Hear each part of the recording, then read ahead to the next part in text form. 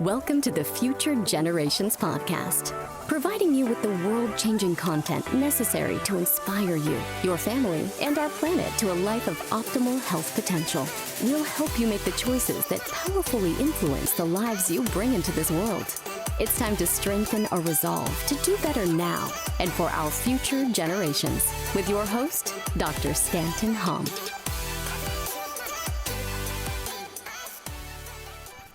Okay, welcome to another episode of the Future Generations Podcast. I'm your host, Dr. Stanton Hom. I'm smiling at Jess because you have the best poses all the time. Not everybody's going to be able to see this, like from your videos to like your collab videos. It's like you always got some of the best poses, and I always think about this sometimes because I always think about this in the office when I hear a conversation. I'm like, oh, things guys don't say. Interesting. Like I would never stand like you, but you look fantastic, and Thank it's you awesome. so much. And it's so amazing to have you back again. We don't have that many two-time interviewees, and you are one of our special people. And I just can't wait to talk about whatever you want to talk about because there's oh man, there's so many reasons why I consider you one of the more important people in the world, and it's one of which is because of the whole story you told last time about leaving the system and about, what you started to see as far as like those contradictions in the system and then calling those systems out and then them, literally like attacking you for calling out those types of things, which is one aspect. But the other aspect that we didn't get into all of like that deeply is like the miracles you see, like the miracles at the hand of the work that you do on a day-to-day basis, and now virtually, like actually virtually most of the time, giving up your license in many respects, like all sorts of things, like starting a compound. Anyways, we can get into So many things. Dr. Jess MD, I would love for you to introduce yourself again, but then at the same time, let's just get going. This is gonna be fun. Yeah, I consider, for those listening, Dr. Stan is one of my friends and colleagues, and I've spoken at his event, Heart of Freedom. We've actually met in person and are friends, and so I'm honored to be back here. Come on, the second time, honored. And I've got all kinds of new stuff to talk about, so. Awesome. Good. I know we were talking a little bit about that before ahead of time, but I think with the story with Methylene Blue, what got me was that something that you could take essentially orally, right, could change the tone of the zygomatic muscles in your face that are actually signs and symptoms of carbon monoxide poisoning, which I'm staring at my carbon monoxide sensor right there, and it is fatal, and COVID or whatever the thing is causes endogenous carbon monoxide production in the body. Correct. But that's probably not the only thing that does that, and you have a potential solution for it, and I love it. Yeah, absolutely. Got right into it, knocked it out of the ballpark. I love it. So I am not claiming to be an expert on methylene blue by any means, but I am claiming to tell a story of how it helped me here. And I hope to help other people with this story. So I was actually on a Zoom call probably a month ago with a chemical and environmental toxicity specialist as well as some other doctors. And I was presenting on long haulers actually, and talking about how our body can't carry oxygen. The hemoglobin can't carry oxygen in long haulers. And sometimes when you put people on the ventilator, it causes a reperfusion injury and people don't do so well. And this chemical toxicity specialist interrupted me, and he said, hey, I'm sorry to interrupt your presentation. I hope you don't take offense to this. And I'm thinking, gosh, where's this going? Mm-hmm. And he says, the same thing happens in carbon monoxide toxicity. It's a different pathogenesis, but basically the heme oxidase breaks down hemoglobin. Hemoglobin can't carry oxygen anymore, so it's a similar type of presentation. And that's how carbon monoxide acts in the body. And what happens with that is it can paralyze muscles. It can actually have a lot of different symptoms of carbon monoxide toxicity. They're often missed. And there's something called occult carbon monoxide toxicity, where the carbon monoxide can stay stuck in the tissues. And that's because carbon monoxide binds to hemoglobin almost 300 times tighter than oxygen does. So what's going to knock it off? Mm-hmm. What's going to remove it, right? Um, so it had stayed. He looked at me and he said, "You have the face of someone who has carbon monoxide toxicity." Interesting. And I said, "No, I'm not offended at all. Please do tell me more." And he said, Edgar Allan Poe named this face. If you've ever seen those posters or paintings of Edgar Allan Poe, he had that one big eye and the small eye, Mm-hmm. and that's the asymmetry that carbon monoxide can cause in the face. Hmm. And that's caused from paralysis of the zygomatic muscle here. And he said your right eye is curling down towards the mouth, and it looks lower than the other eye. Mm-hmm. And that is the telltale face that Edgar Allan Poe named.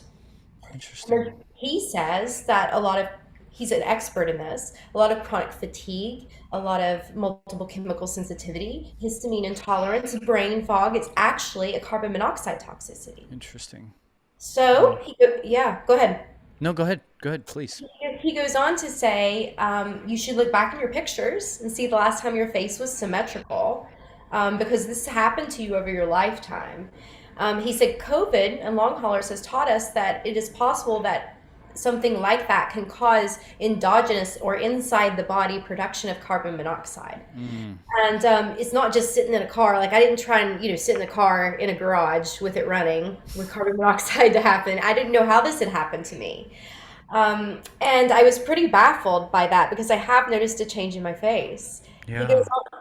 He goes on to say a lot of mood conditions happen with this, and occult carbon monoxide toxicity is very common, and a lot of the carbon monoxide readers are not accurate enough. Interesting. Yeah. Interesting. So I was pretty amazed by this guy, pretty blown away by him. And he goes on to tell me that red light is the treatment he would prefer because red light drives carbon monoxide out of tissues, turns on mitochondria, if you will. Mm-hmm. And of course, me, I'm here giving this long haulers presentation on a similar thing where you don't get oxygen. And I'm Mm-hmm. like, well, I know some remedies too. So I go look into methylene blue. And I found a world of something I had never heard of before, never used before. And it seemed to be a treatment for long haulers and my asymmetric telltale face, if you will. Um, yeah, and he goes on to say, this doesn't happen to me, but it happens to a lot of my patients, and I'm sure yours too, Dr. Stan. He says, because I asked, why in the world are we making carbon monoxide in the body if it's this poisonous gas that Mm-hmm. robs us of oxygen? Carbon monoxide helps kill pathogens. Yeah, that's what I was gonna say. Yeah. That's what it does. And so, Mm-hmm. actually, people who have high carbon monoxide levels don't have that severe COVID, but they may have severe long haulers, right? Interesting. He goes on to say that women naturally make carbon monoxide cyclically in their body with their cycles. And the week before the cycle hits, PMS week, ladies, your carbon monoxide endogenously is higher than other weeks or times in your cycle. And he goes on to say, I am not a proponent of tampons because this is the gas and bloating that a lot of women feel the day before their period. And when you put a tampon in there, the gas cannot be relieved. So carbon monoxide levels go higher. Women feel sick with PMS symptoms. Same thing for morning sickness in pregnancy because they don't have cycles to relieve the gas. Mm-hmm. So Mm-hmm. this is morning sickness in pregnancy is what he's saying. Wow. Wow. So So, I know I just said so much, but no, no, no. So I've always seen asymmetries of the cranial vault and asymmetries of the face through the lens of neurology, right? Because the facial muscles respond to and most directly the brainstem, but maybe more of a bigger picture, the brain, right? And there's data that shows that you could actually map blind spots, right? Like I know how to map a blind spot with somebody standing like next to a wall. You can actually have them cover their eye and kind of move things around. You can literally draw their blind spot. And Dr. Carrick is arguably the most important human being in chiropractic neurology, and he has a study on how like adjusting the cervical spine can change the shape and the size of the blind spot, right? And the reason why it's important is your blind spot is about cortical function. It's about your brain's health overall. huh. And so I've always viewed things like, because sometimes we would compete, right? Because you're talking about something that you would take from the outside, put it into your body, but you're also talking about how physiologically there is an endogenous production of a toxic substance inside of our body that potentially with one side of our species that has these cycles that happen literally from puberty on, that is potentially intelligent and part of our connection to nature, right? And artificially stopping it, soaking it up, changing the pressure, changing, virtually all of that can change that endogenous level of that toxin that one leads to all the symptoms that we have so commonly that might motivate a woman to go see a doctor, right? And so maybe it's taking away that artificial stimulus and finding a way to have the neurological balance, but then maybe the structural balance. Because I was looking up a book, because I don't know if you've heard of the book Crooked. Have you heard of it? No. Man-Made Disease Explained. It's written by a man named Forrest Moretti. Have you heard of that guy before? He's a vaccine dude. He's a childhood vaccine dude. Like super prolific writer. Very unique videos, and then also just the way that he kind of approaches things. He wrote a book about polio called The Moth and the Iron Lung. This one is about when the lymph gets that toxic, it asymmetrically affects the flow and the flood and the drainage of the face. And so I think we're all kind of speaking about the same thing. You just have a window in that is potentially right at our fingertips, which is awesome. I think it's beautiful. I hope so. And I love aggressive lymph work too. Like everyone on the planet needs that. I mean, my goodness. Dr. Stephen Lynn, who's a dentist, wrote a book about. Love that guy. Yeah. He's great. I know. He wrote a book about how, and he showed pictures of our ancestors with these big, beautiful smiles and mandibles and straight teeth. And you're like, gosh, we shrink people's mandibles down now, and toxins can actually make our face crooked. And right? And why in neurology are they looking at nerves and asymmetry in faces? What causes nerves not to work right? Toxins, pathogens, right? Yeah. So tell me more. So I do want to tell you a little bit about methylene blue, because I did bring it up. And I should just say before we get into methylene blue too, that there are a lot of exogenous carbon monoxide sources too. I mentioned one, which is sitting in a running vehicle. There are things like gas generators, gas power tools, smoking anything, even coffee and vaccines can raise endogenous carbon monoxide levels. Wow. Okay, so before we get into methylene blue. So methylene blue, before probably 2 months ago, you guys, had no idea what this was. And I've heard people mention it off the cuff and just didn't know what it was. And just so people know it, there is an IV form, there is an oral form. In the United States, it's a little more difficult to get, and that's because there isn't routine testing done on it. And it can come with heavy metals. So you need to find someone who gives you a certificate of analysis, and then you do your homework on the company, right? Before I say anything else. Now, methylene blue is probably one of the only man-made dyes you'll ever hear me promote. It stands for methylthionine chloride, and it's actually a man-made compound that was made in like the mid 1800s, and it's used now as more of a nootropic to increase like memory, mood, longevity. It's anti-aging. There's even a skincare line out there with methylene blue in it. So it was synthesized actually as a textile dye in the late 1800s. And now today it's used to stain organs internally so surgeons will know where to operate. And so it's going to stain everything already when I tell you that. And it was originally used and created to not just as a dye, but used to treat malaria. So that tells us that it gets inside the cells, which is important for cellular health if it's actually going to be efficacious. And I say this because, mitochondria are inside the cells. And so if you think about malaria, it's an intracellular parasite.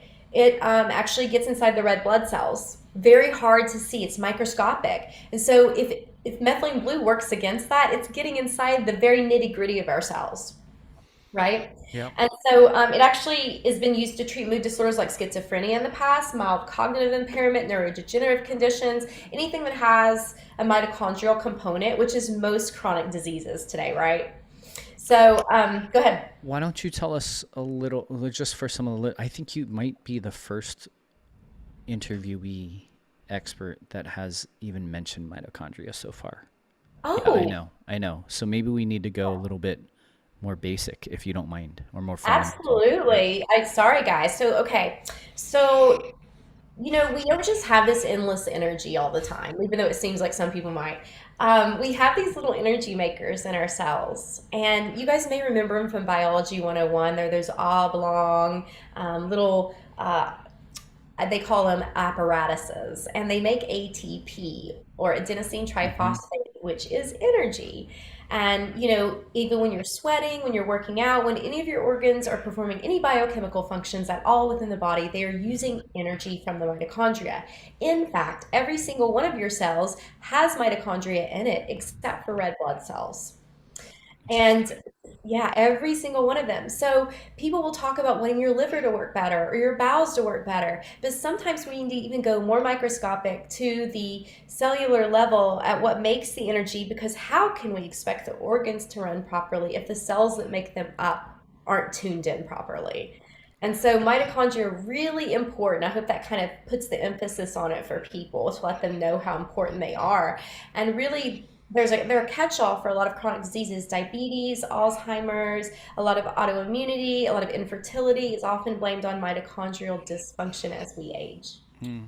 And one last point, mitochondria don't, they have DNA and they're only inherited from our maternal lineage. So it's pretty cool. And Interesting. yeah, it's really cool. You can actually trace back all the way back to Eve by looking at Mm-hmm. mitochondrial lineage.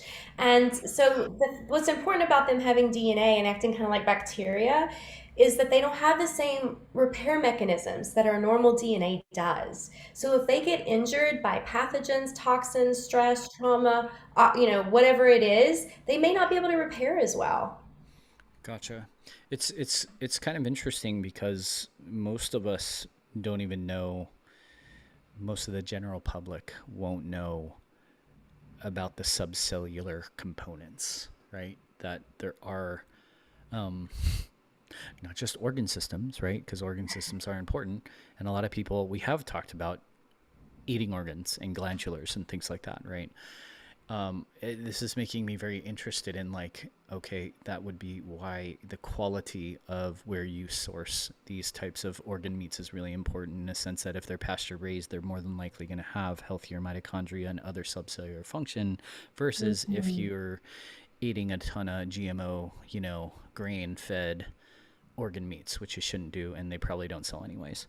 But the point is that if we are ourselves pasture raised or as healthy as possible, then we need to have an understanding of virtually the inner workings of the body, and something so um, foundational as metabolism, like energy production and usage in the body, which would fuel virtually every physiological function that exists, that keeps us alive. Why not, right? Why not understand this? And so methylene blue helps improve mitochondrial function. How?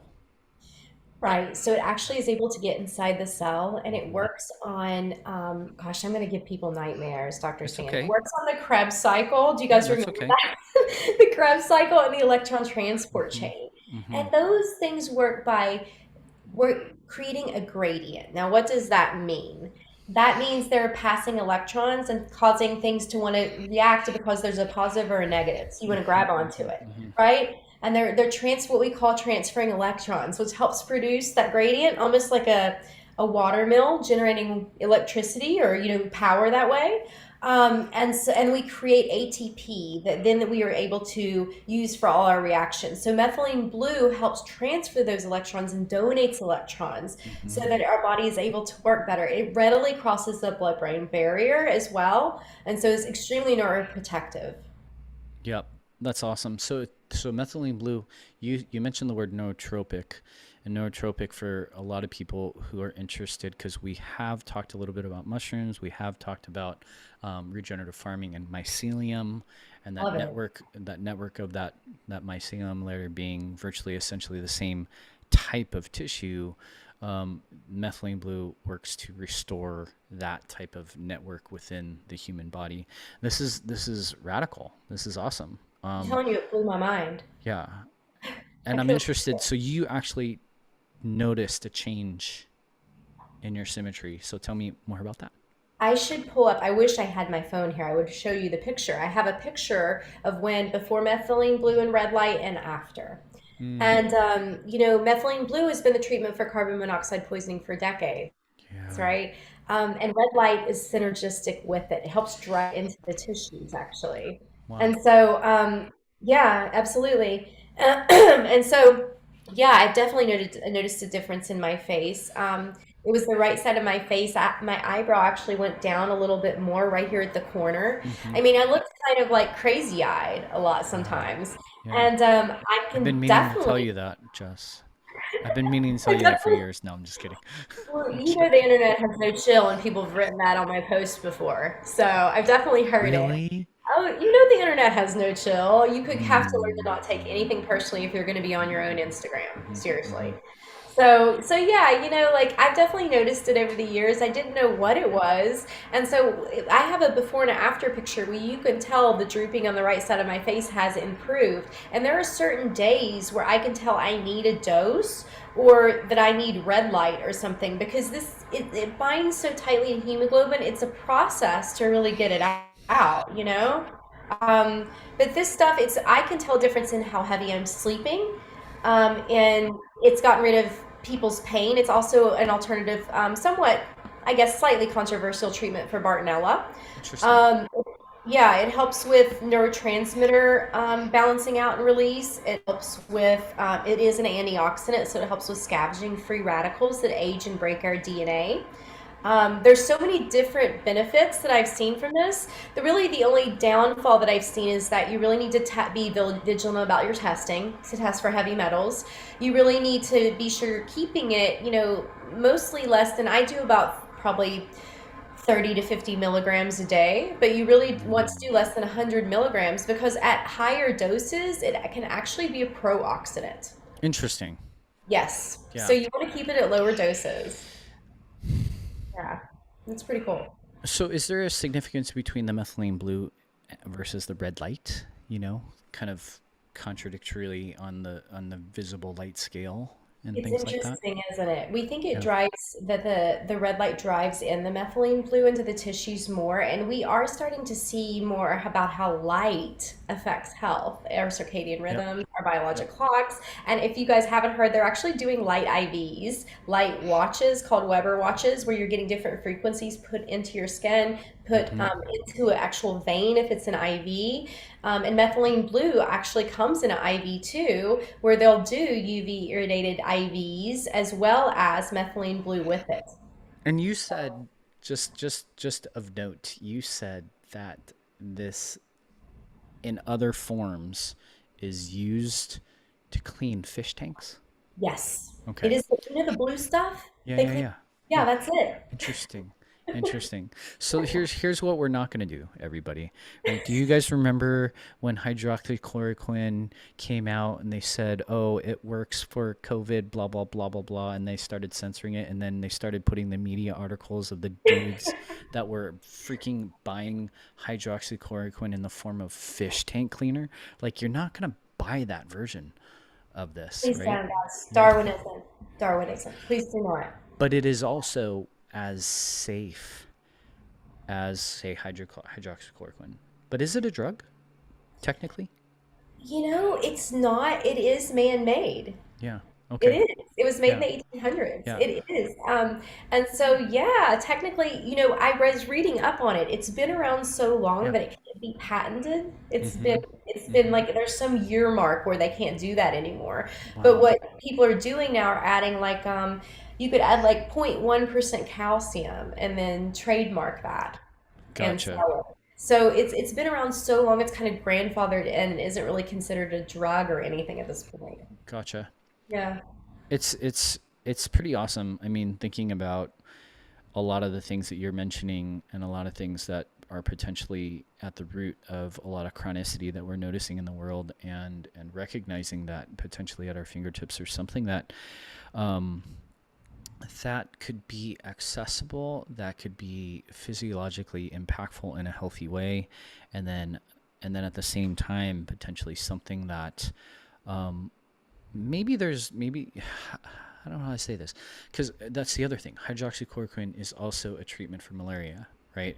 And I think it's the same. It's a similar philosophy. Intracellular pathogens that actually kind of get into the cellular networks of things that oftentimes, and this might be for me, just to be completely frank, something I wouldn't recommend or not recommend because it might be outside of the scope of which I practice, not my licensure and the way that my scope is from a doctor of chiropractic perspective. But this is a little bit off the beaten path, and why I love speaking to experts like you, Jess, because how the heck am I never would have even thought about this. And this is actually a little bit more personal, and this is actually a little bit when I said to you before we started recording that what happened with the those who shall be unnamed in January with all sorts of crazy drama within the health freedom movement is minuscule in comparison to what I'm going through in my life. I recently found out, and this is crazy, Jess, I recently found out that my son, who's 5 months old, is technically blind. What? Yeah, crazy. -11, not actually blind, -11, so he can see, but he's a -11 diopter. Like, he has the worst vision that virtually everybody I've taken him to so far can see, right?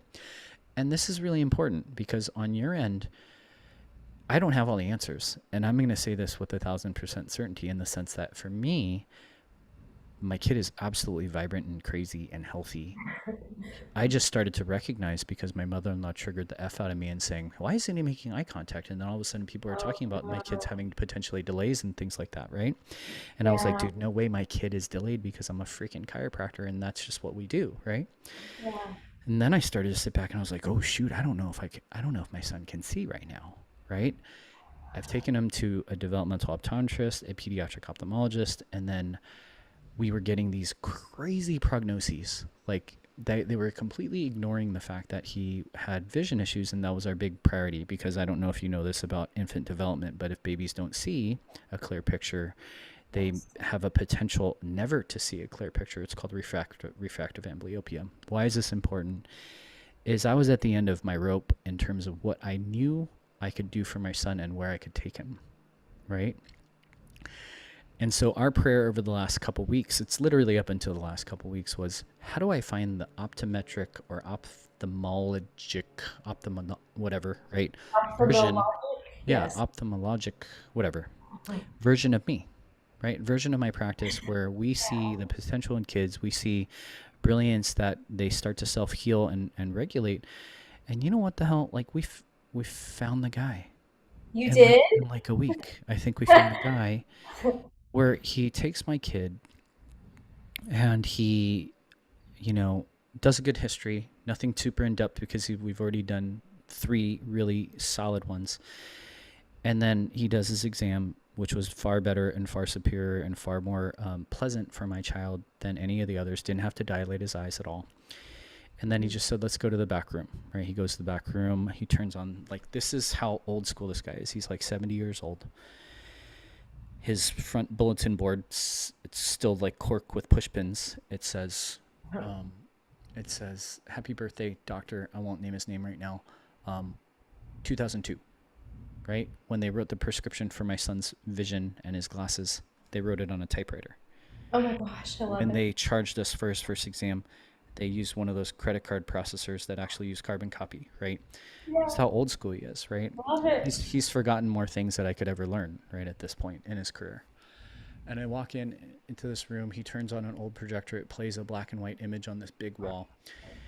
And it plays classical music. And my son, he goes, let me hold your son. And he walks our son closer and closer and closer to this picture. And then all of a sudden, my son's eyes go like, boom.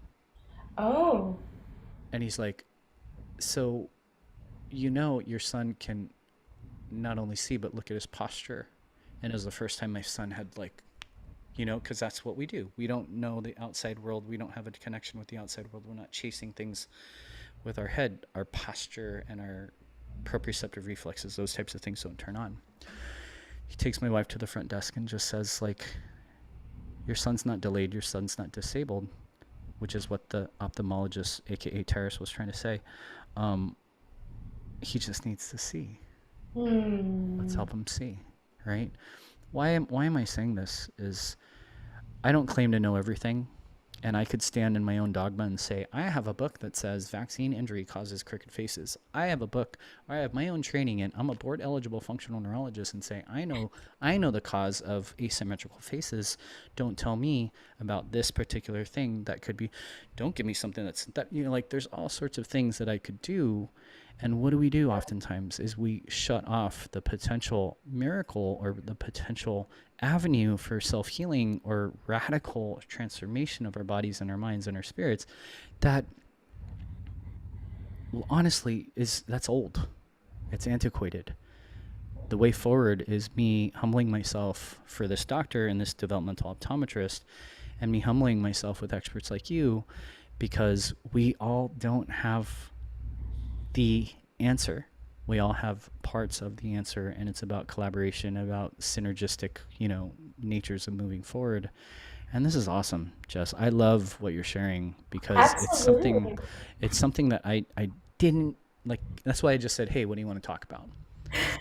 Because I honestly don't know, because I don't know a lot about long haulers. I also don't know a lot about parasites. I also don't know a lot about the things that you are an expert in. That I know a lot about mitochondria, but not to the degree on how to influence them like you do. And why is that important is because those all are windows into that miraculous healing that could be at your fingertips and you don't know it is. Right? That's exactly right. I mean, I didn't know about this 2 months ago, right? I Mm-hmm. didn't know. And I will tell you, I had goosebumps all over my body when you were telling me about your son. Yeah. Because um, if you've ever met me, you've probably heard me claim about how I, complain, not claim, complain about how I can't see anything close up and I'm blind Yeah. almost. And this is a new thing that happened a few years back. I'm 43 now, so probably 4 years ago, I started. In the last couple of years, I've had to break down and get readers because I couldn't see anything. Yeah. I have not read readers since starting. I have not worn readers since starting Methylene Blue. Get the My floaters are fuck gone. out of here. My readers, I haven't had them. I don't know where they are. I couldn't tell you where they are. I have not used them. This thing crosses the blood-brain barrier. It's a neuroprotectant. It's an antioxidant. It scavenges free radicals. We have mitochondria, a ton of mitochondria in our rods and cones and in our eyes. We have a ton of mitochondria in our brain. And in the studies, if you look at Methylene Blue for children, they use it. It has published studies on how it fixes refractory septic shock. What the fuck? Sorry. Yeah. No, it's Excuse me. okay. Excuse It's me. Right? okay. Like, Yeah. like my question yesterday was like, do I have the energy to interview Jess today? No, really, do I really have the time? And no, I don't. But every single interview I just randomly invited Carrie Madej, and she's been in a plane crash,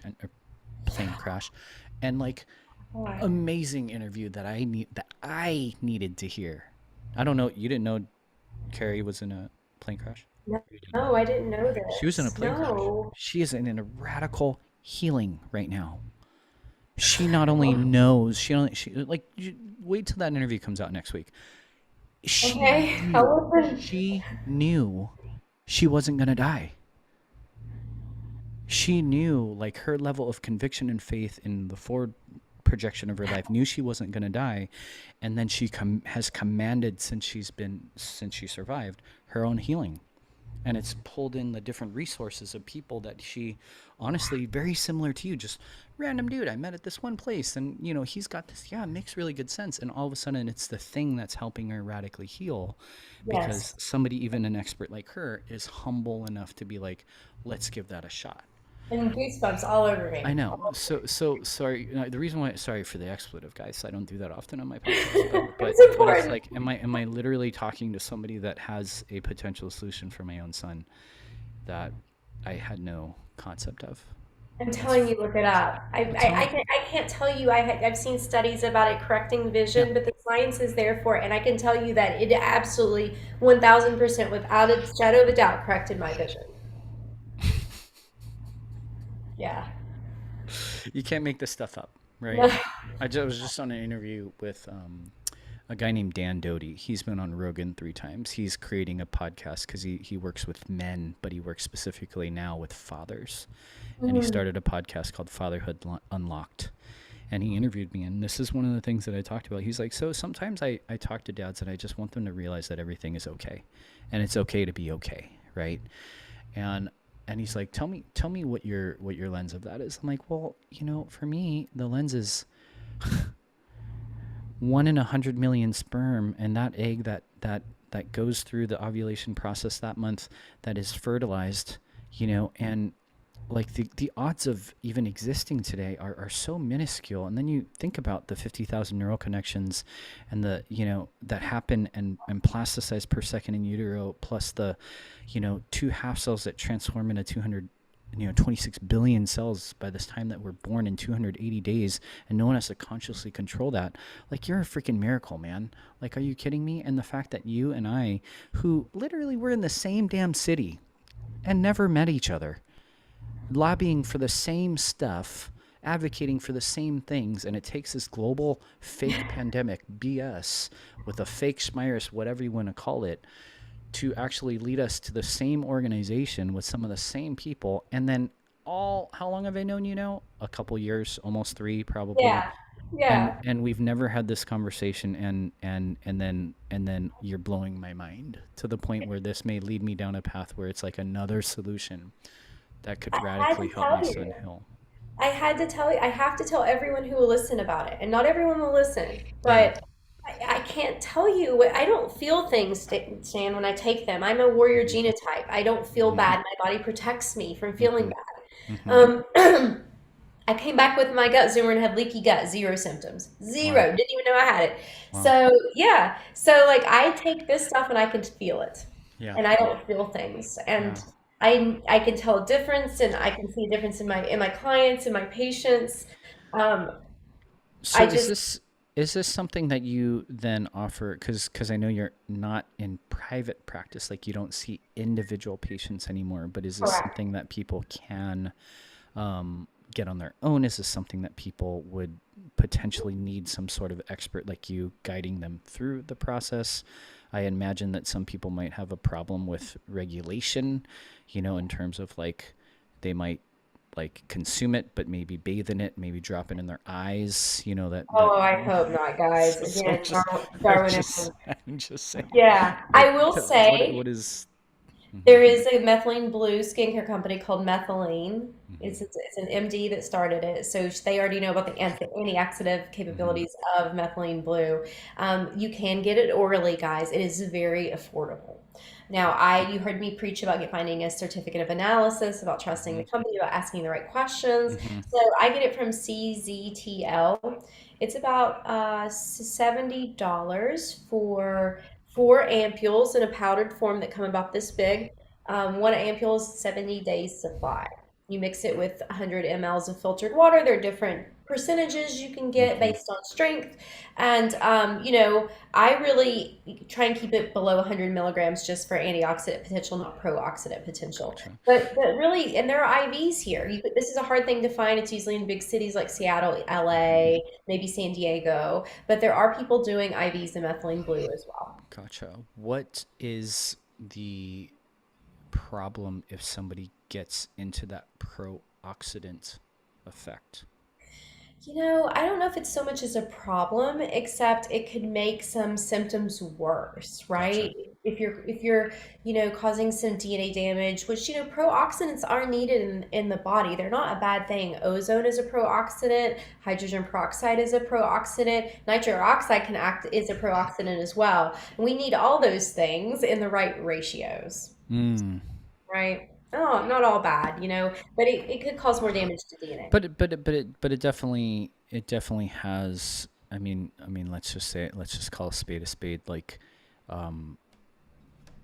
Zoom causes a pro-oxidant effect, right? EMFs cause a pro-oxidant effect. Like we know that we are exposed by that. So then it will just be essentially. It's like a general, it's not like a specific, it's not like heavy metal toxicity. It's not like Lyme intrusion. It's not like like mold, right? It's just, it's not that specific on its physiological adverse effect, whatever, but it's just like, okay, it might go into that pro-inflammatory side. It might go into that pro-oxidant effect. It may shift your DNA from regeneration to degeneration if you're at that tip scale in some respects. So don't overdo it. Is it better to start way less than more? Yes, it is. I would start slow, especially for someone like who's the opposite of me, who's sensitive and feels Mm-hmm. everything, right? Yeah, I have people who tell me they feel homeopathic medication. totally. If That's that's you, let's start with job. totally. Got it. Yeah, I just It's read great. something I have to read to you, Dr. Hmm. Stan, right now. Yeah. I did not know this, and I literally just looked it up and saw this. Methylene blue is the parent molecule for hydroxychloroquine. Isn't that crazy? See? What? That's freaking wild, right? I did not know, but then here we are having parallel conversations and thoughts, and then here we are. That's wild. So, what would you say, Jess?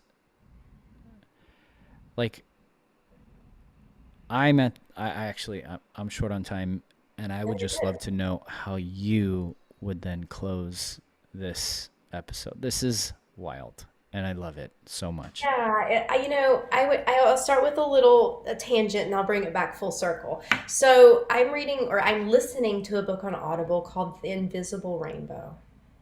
If you haven't read it or heard it, you have, okay. Then you should read it. It talks about how in the early 1900s, people were able to fix deaf people actually with electricity and vibration. They could make them hear again if they were born deaf. Anytime, I mean, I was amazed listening to this book. And you would never believe that, right? It seems like there's answers we didn't know about, right? And so now Totally. this thing may seem too good to be true. And maybe I'm a little too early on the beat. Maybe it is too early to be too good to be true. But from right now, from the science I've seen, from what I have personally experienced, and my friends and family have experienced, it looks like a catch-all. And what I want to leave people with is hope. Because ultimately, when we don't have the science for things, it looks like magic. Really, magic is just science that hasn't been unearthed yet. And there are so many ways to heal and reverse disease in the body. We are just barely scratching the surface here. We talked about methylene blue. I talked about, electricity, being able to fix deaf people. Think about all the things that when we figure out really how the body works, how energy works, and that's really going to revolutionize everyone who thought they had a label for life. That that's so beautiful, and it's because most of us don't know that it's not about what's known. It really isn't about what's known. It's about the humility to recognize that what we don't know, that is actually far more miraculous than we've ever been, one, able to discover, but two, able to just be allowed to contemplate at this point, is right around that corner too. Jess, I love this, and I love you, and I appreciate everything that you've gotten to share. And who knew that this serendipitous, conversation would happen? And this is like, thank you for sending those studies as well, because I definitely Oh, want to got read them 'em. and see how they affect, You can how research. our outcome's going to be. I would love to have been one little link to helping your son feel better. So, yeah. Appreciate you. Thanks so much, Dr. Stan. Thanks for having me. We appreciate you joining us for this episode of the Future Generations podcast. Remember to rate, review, and subscribe on iTunes and Spotify. For more resources based on today's episode, as well as more ways to inspire a brighter future for you and your family, visit us at thefuturegen.com. That's all available exclusively on thefuturegen.com.